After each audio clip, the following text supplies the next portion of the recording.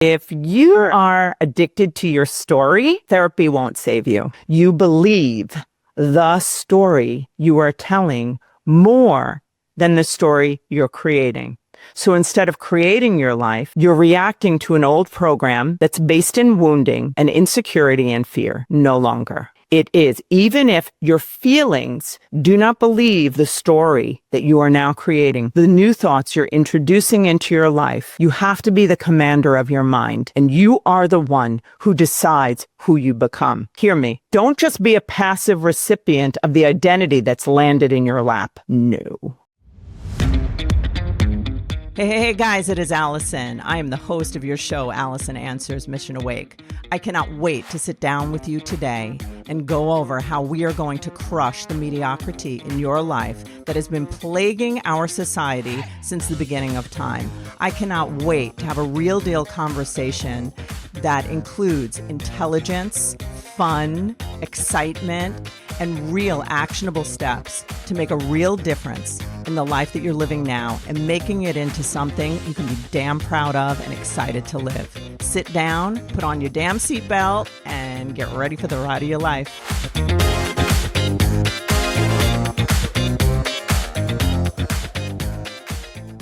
I'm about to tell you something that will definitely rattle a few people. So hold on to your seats. Here I go. If you are addicted to your story, therapy won't save you. And that statement is coming from a woman, me, who has been in the field of psychology for over 32 years.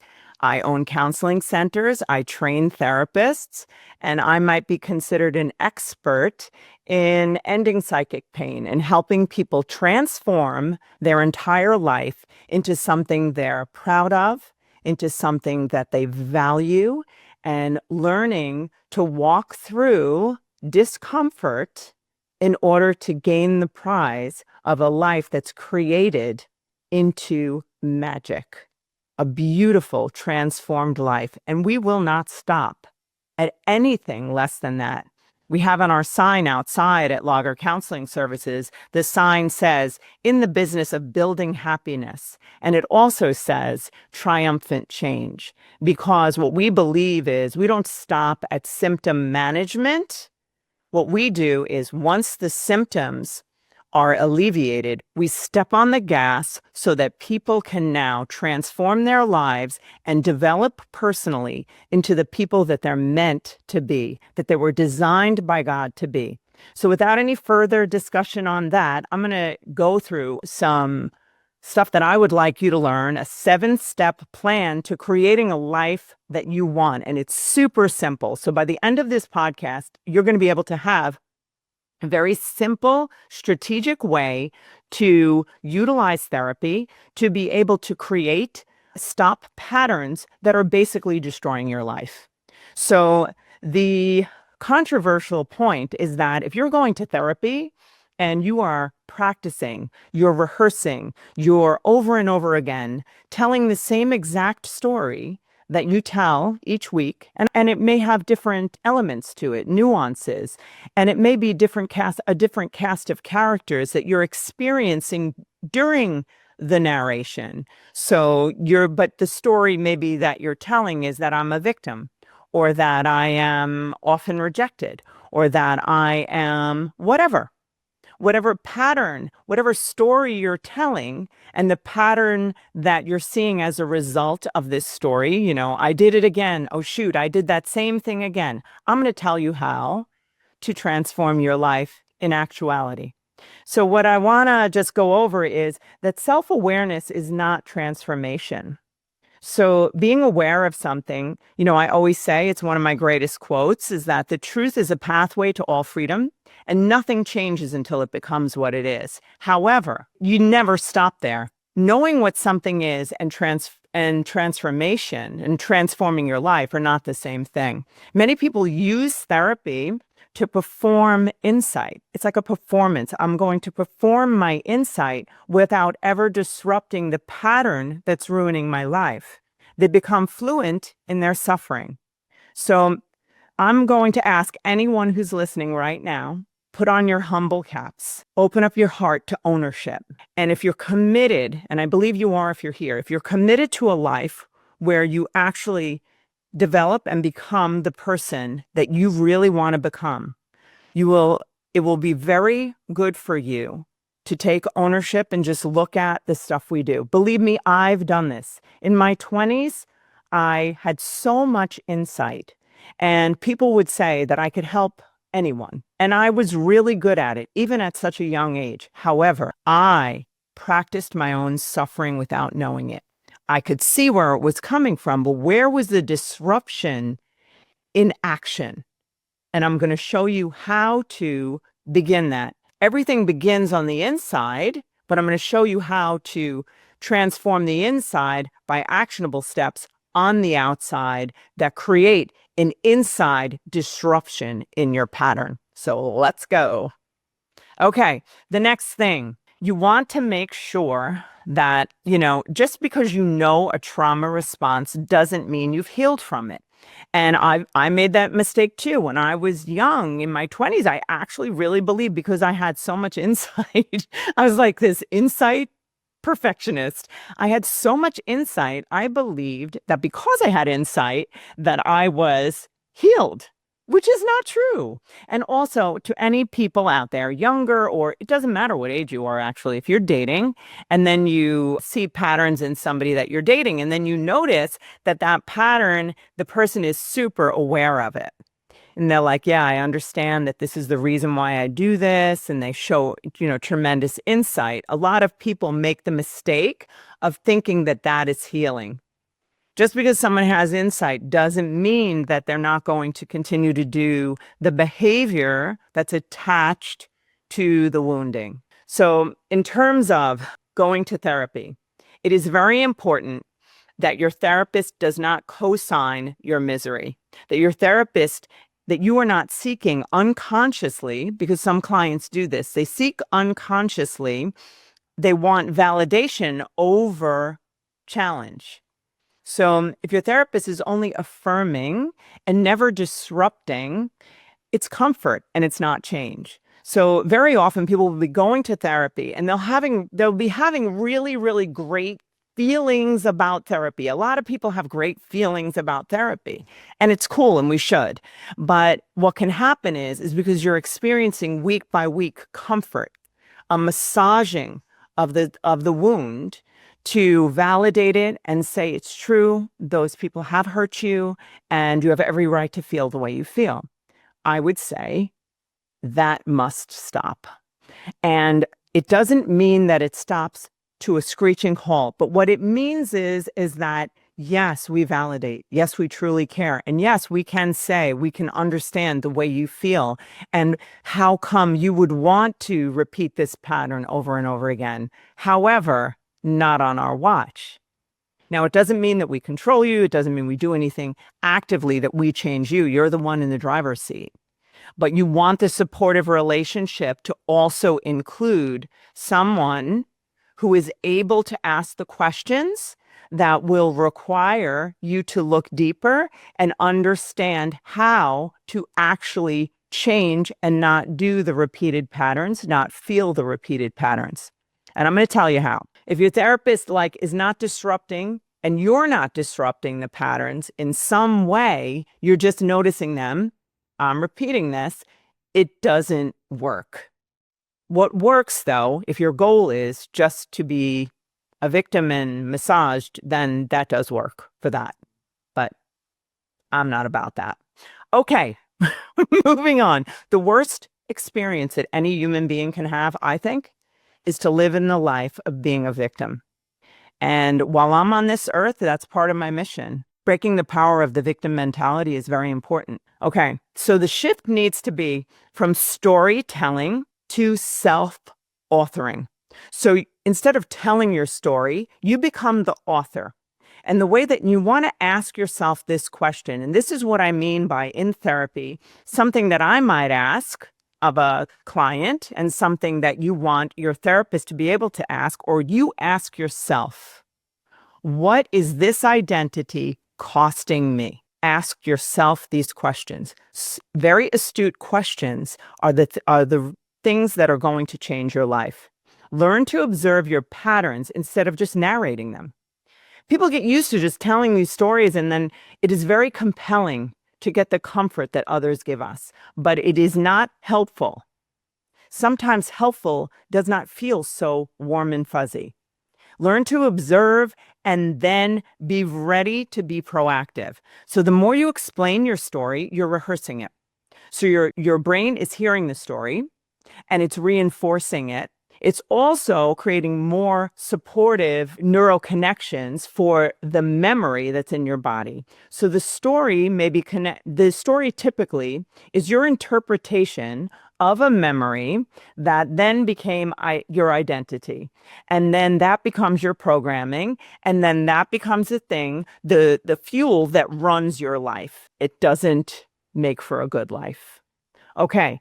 So the more you explain your story, the more you're attached to it. And at some point, you have to stop explaining and nursing your wounds and start changing the outcomes. I'm going to tell you a very, very simple way to do that. Most people stay stuck because they mistake awareness for transformation. Here's the truth. You cannot change what you don't see. That's true. I preach that. Truth is beautiful, and it is the pathway to all freedom. But seeing it isn't enough. So it's the first step.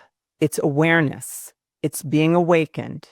The next step is you must act from, and we've heard this, over and over again, all through social media, is that you have to act from your highest self, not your historical self. And what I would like to elaborate on is that our body is a complete record of memory, and our thoughts run on a loop. They're electrical impulses, and about 90 to 92% of our thoughts are the same thoughts we thought yesterday, creating the same story that we believed yesterday. And we're just living the same life over and over again, just with a different cast of characters and circumstances, and we don't notice it.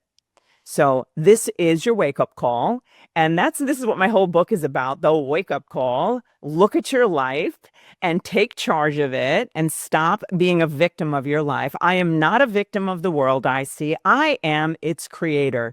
Let's own it. Next step. What we're going to do is we're going to go through a 7-step process. And that's all we're doing today. So I want you to really listen, take notes, share this podcast with anyone you know. It's going to be a short, quick podcast. Share it with people who you believe it would really help. I'm not looking for things to be shared all over if it's not helpful, only for people who would really help. And also for you, take a moment, re-listen to it. I would really appreciate it if you would like and subscribe, because it helps me to do more things on this podcast. I do not monetize it, so I'm asking for your help in helping me grow this message to the world. I really want to help people stop feeling so crappy. So here we go. Step 1, we awaken to the pattern. You must first be awake and in the present moment. Remember my mantra, be awake and aware in the now without judgment. So we're not reactive. There's no rehearsing. We simply are awake to what's happening right now. So an example, you feel rejected. So something happens. Somebody doesn't answer you. It can be a variety of situations. You feel rejected. Instead of spiraling in your mind and in your emotions, you notice that you feel an old familiar sting. You ask yourself, you don't isolate it to the moment that you're in and make it, oh my God, I'm being rejected, and then scrambling to feel better. What you do is you stop and you say, let me observe this. This feels like an old familiar sting. You don't do any fixing yet. You're just seeing it. Got it? That's the first step. Second step is become the wise observer. So in this moment, you are aware, right? You be aware of the pattern without judging it. Once you judge something, and that's what people immediately do. They see the pattern, they're like, oh, here I go again. That's not going to help you. You need to be the wise observer who cares about you, and you have to get in your own corner. and give yourself a chance. Okay. So nobody changes by being criticized to death. So if you're criticizing yourself, stop. Okay. Be aware of the pattern without judging it. Observe like a wise and calm presence. Very important. You're not the critic. The observer is a calm presence that accepts you. You might say, I'm in that story again. Wow, shoot, that's interesting. You notice it. Say, I recognize it. And I would love it if you could put a smile on your face at that moment and go, oh, look at that. Because it's my pattern. Once you see a pattern, your life can change. Notice it. Say, in that story again. This removes the shame, right? Removes the shame of the pattern, and it opens up a space for you to take agency and ownership, right? Which is the beginning of change. Step 3, name the story. Don't be the story. So a lot of people are like, yeah, that's just me. I keep choosing the wrong person. Or, yeah, that's me. I don't know. I just keep never getting ahead. Or, yeah, that's me. No, it's not you. You want to name your story. Stop being your story. You are not the pattern. You are not the pattern. Got it? You are the one noticing the pattern. You're in a different frame. Sit up straight. Be an observer. Be dignified and notice the pattern without being it. Your operating system, as I said before, is a record of memory, and you want to remember that. Don't forget that. You have stored memory that's causing you to have feelings, which are chemical reactions. It's a bodily function that's happening. And then you're doing behaviors that is causing you to have a life that is not making you happy. So this is an example. This is the story. You might say to yourself, this is a story where I get quiet in the face of abandonment.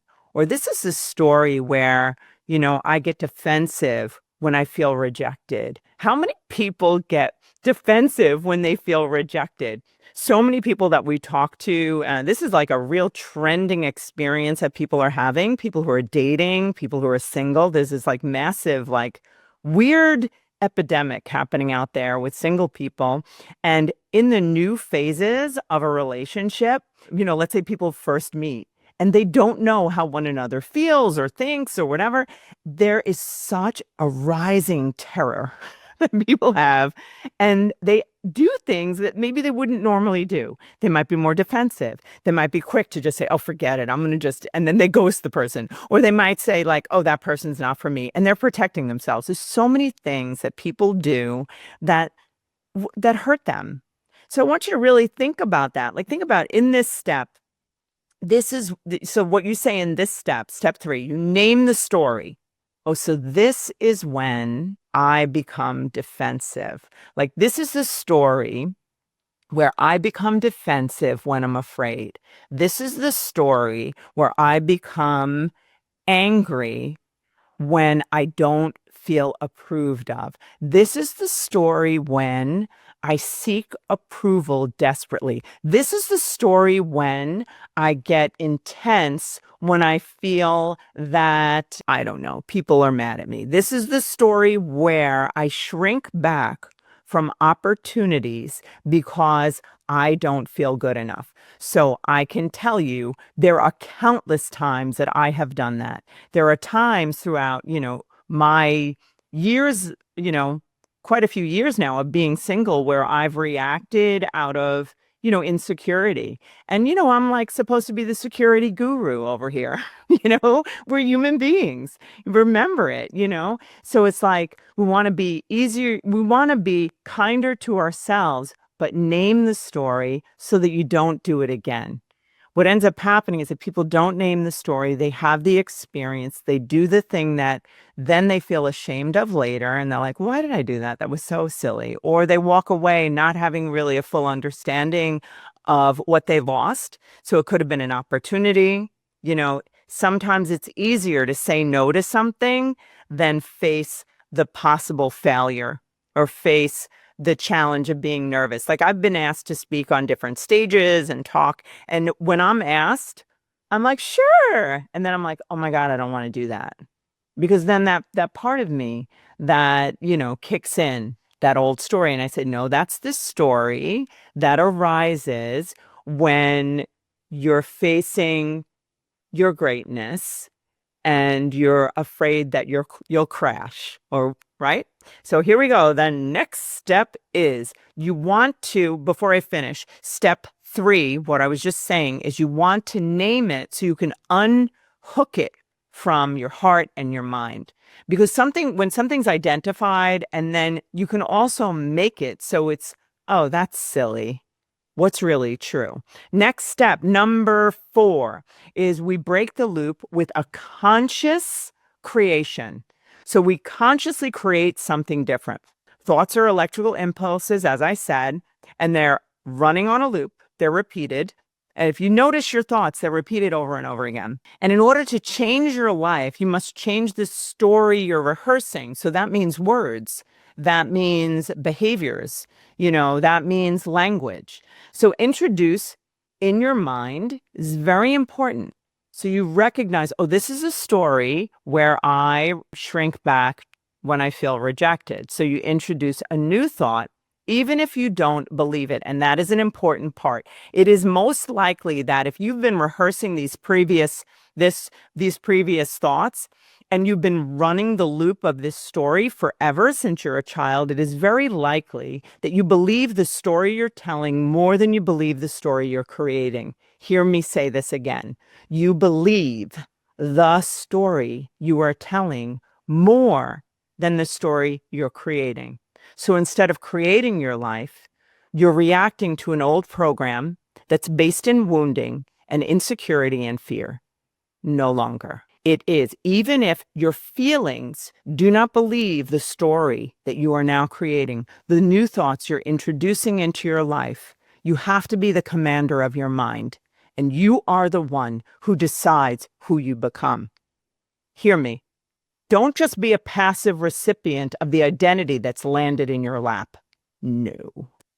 Back to what I'm saying. I want to just give a shameless plug of my book. I would really want people to have a good look at my book and to understand what it really is. I used to be ashamed to plug my book, and then I realized, how is that right, to keep the information, the 30 years of experience that I have, the 8 years of education, the trauma that I grew out of and learned how to manage, and how to manage emotion, all the training I've had in neuroscience and quantum physics. How can I keep that from the public? So it's not, I used to think it was like something I should, be humble about, but being humble is silly when you're keeping things away from people that they need. So what I want to tell you about my book, and I hope that you do get it, because I think it will really help you. I've gotten a lot of tremendous feedback about my book, and that it's really, really of great value to a lot of people. And what it is, it's an interactive read, and there's inside of it, there's journal entries. So as I'm teaching and going through the book and teaching you how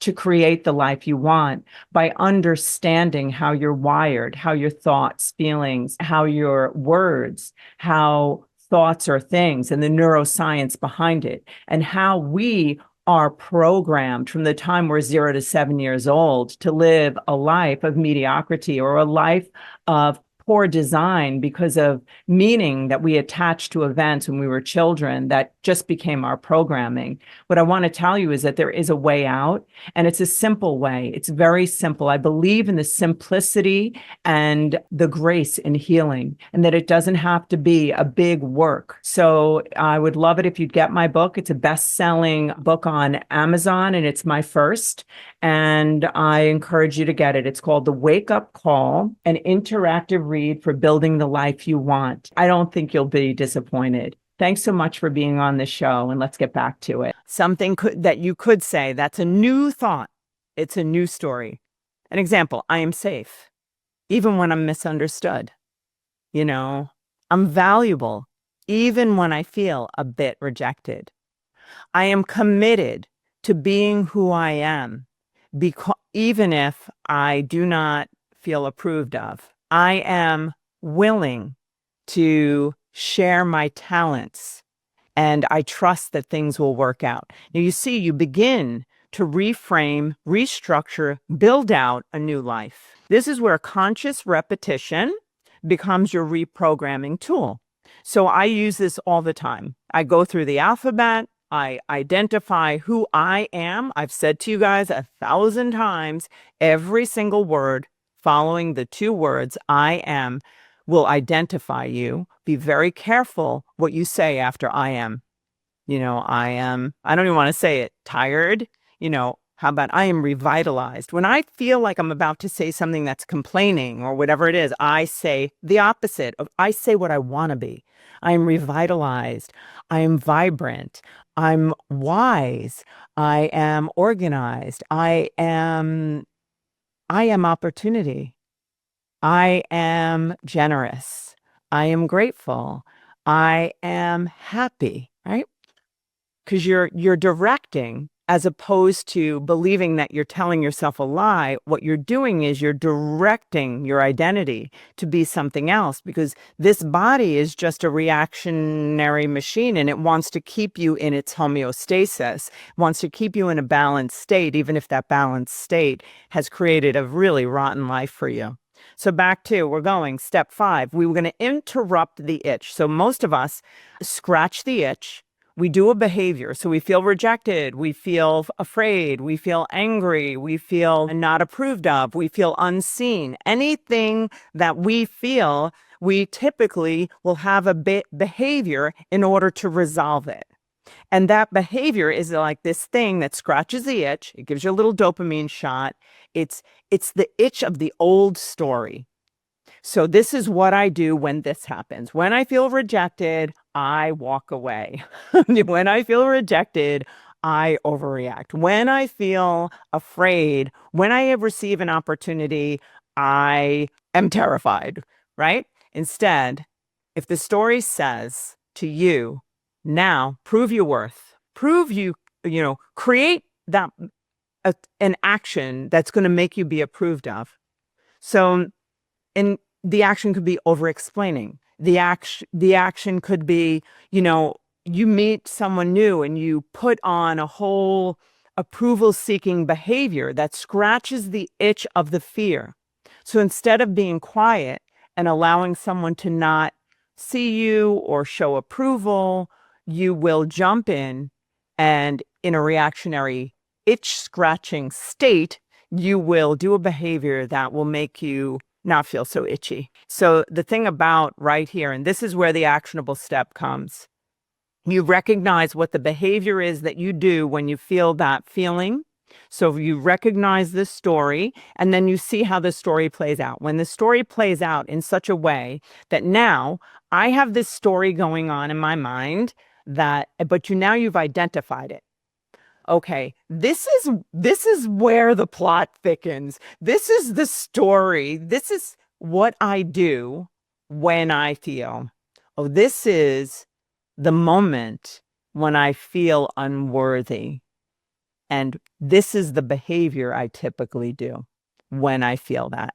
Some people avoid, some people run away, some people dive in and become like way over people pleasers, which actually creates the fear that they already have, because people usually run away when people dive too far in. So this cool next step, I love it, is so cool. So what you do is you're going to go in through the back end. So think about, in therapy, you're discovering what your story is. You're discovering, you name it, right? You observe it. You don't judge it. But what you do at this point is you're going to go through the back end. So now you have the feeling. You're in some public situation. You could be on a date. It could be anything. You're on a job interview. You're at school. You're, are surrounded by peers, whatever it is. You're at work. You're running a company. And you have this feeling, this experience that comes over you. Now you recognize the story. Oh, this is the part where I feel less than when I'm running this meeting. What do I normally do? So what you feel a propensity to do, that you want to jump in and do, you don't. And what I want to say to you is, when you don't scratch that itch, and I'm going to give you some examples, you're going to feel the discomfort, and it's going to heighten. And you're going to ride the wave of discomfort, and it doesn't feel good. But comfort just keeps you on a perpetual loop of that same pattern that leaves like a chronic long-term discomfort as opposed to an acute discomfort that resolves things. So that's your choice. Do you want acute discomfort that's resolved, or do you want to live a life of trying to scramble out of discomfort through behaviors that you are then embarrassed of later? This is basically choose your hard. Here we go. So step 6 is you feel the discomfort and you just stay.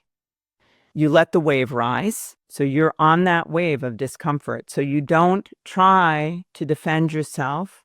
You don't try to prove anything. And you feel the feeling, whatever that is. And you ride it through.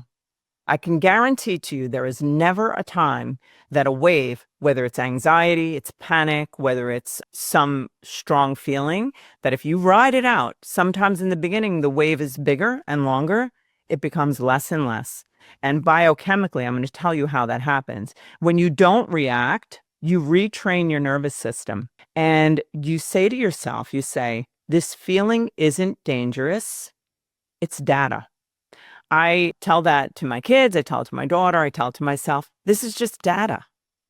So, I tell people who are dating and who are like nervous or all that other stuff. I say, you know what?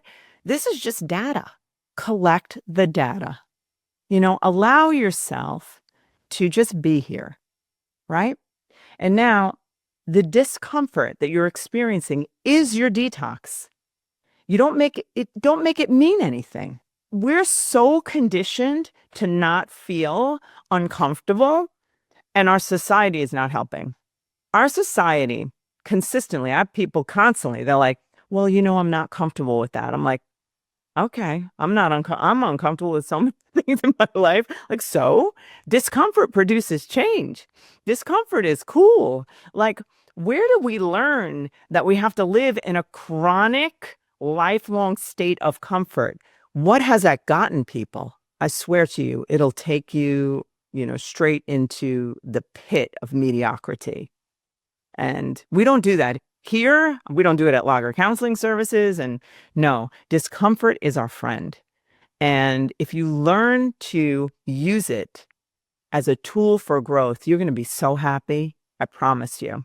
So let's check this out. So you say to yourself, this feeling isn't dangerous. It's data, right? And then you consider it a detox. See it that way. Think about it that way and say, don't make it take on more meaning than it is. And also another thing is, let's say you have the feeling and you say, oh, when I feel this feeling of rejection, oh, I recognize this. And normally what I would do is I would perform. So I would do things that would override my perspective on being rejected. So it could be that people approval seek. It could be, for women, they might go in the bathroom and check themselves and put on makeup. There's so many different things that people do when they feel that insecurity arise, or it could be in a business environment. But this is the thing. You ride through it. And as you're noticing the experience, right? What you're doing is you're telling your amygdala, which is a part of your brain that is the part that sends off an alarm if there's some danger. And what you're doing is you're sitting through the experience, and your amygdala is learning that you're safe in that environment. And over time, you no longer have that same trigger. So it's really by not doing a behavior, you're exposing the feeling and the wound in order to heal. So the exposure of the wound, then, another thing that I love to say, and I tell clients and I tell myself, I always just stop. I look around the room. If I'm outside, I look at the clouds. There's no problems in the clouds. I look around, I say, is anything really happening here right now that's dangerous? No. Is the thing that I'm feeling that's based in maybe some historical event, like some trauma, that is not happening now. So this is something that's very helpful if you have experienced severe trauma. Is one of the things that can bring some comfort is that already happened. And it is just what's happening in your body is a reactive memory, and it's actually not happening. So you can say to yourself, this is not happening now. And if I look around, I'm safe. You look up, You are safe. Step 7. Practice this until it becomes completely natural. One of the things I ask people to do, and I do myself, is I practice things like this in benign situations. So sometimes in a really, really heavy situation that has a lot at stake, practicing, can feel wonky and scary as hell. So what I would suggest is every time you can, when you feel an itch to start to do a thing, it doesn't cost you that much to not do it. Start practicing like that. And what you practice, you get good at. All of us. So practice non-reactive behavior, practice naming the story. So at first, it feels clunky, it's uncomfortable, and eventually it's automatic. And this is a dream come true. This is like it's a daily process. It's sacred. You're gonna love it because in the beginning, it's just like anything. It's step by step. We learn as we go and see it as a fun process. See it as a pathway to real freedom. You're no longer now, like if you're in therapy, you're no longer just attending therapy. You're becoming the therapist of your own mind. And believe me, I believe in therapy. I'm a therapist. I have tons of therapists that work for me, and we believe in transformational change, triumphant change. The greatest thing that we see at Logger Counseling Services, when I say great, I mean the most difficult challenge for clients is the victim mentality. To help someone get out of the loop of being a victim and stop telling the same old story because they look for evidence of victim like experiences over and over again. They may not notice that they're being a martyr, that they're saying, oh, here I go again. I'm always giving to everyone and no one's giving to me. This is like, or you know what? It's my kids who do things. And then, at work too, I don't know what it is about me. People just see me coming and maybe they just don't like me. And then they go into the stories that provide the evidence for this belief that they have that they're a victim of life. And until they turn that around, they will be miserable. And misery can become compelling and you can become addicted to it. So here I tell you the one last thing that I think is very important. It's paramount. Write it down. This is it. We become addicted to the feelings we feel the most. And whatever feelings you felt the most in childhood, there is a good chance, if you have not transformed out of that you are still addicted to those feelings. So what happens in our body is that when we begin to change, so I want you to notice this, if you start to change out of a feeling of anxiety or insecurity or sadness or anger, you start to move out of it and the behaviors that are involved in that, the thoughts that promote it, what will happen is your body itself will notice this massive change happening in all different parts of you. And your body will want to bring you back to the baseline of having that old feeling because your body will go through withdrawal, a chemical withdrawal of the chemicals and the hormones and the things that are produced in this repeated environment. So you have to also ride that wave, the wave of a chemical withdrawal from feelings that you have felt the most. I have a challenge for you for this week. I look at this with my glasses. I'm always getting them crooked. So my challenge for you is this. I want you to take one pattern in your life, anything that's been haunting you lately. It could be the littlest thing and it could be the biggest thing. Take one of them, just one. We can do one thing today and get one thing done, or we can do everything today and get nothing done. Just choose one. I know it's hard. And walk through these 7 steps today. If you feel resistance, it's normal. It's good. That's like an excellent sign. If you have resistance, that means you're doing it right. I'm going to very quickly run through those 7 steps so you can see them in a really, really simple, clear way. I want you to run your life, your patterns through this. So number 1 is, are you ready? Number 1 is, hold on. You have to awaken to the pattern.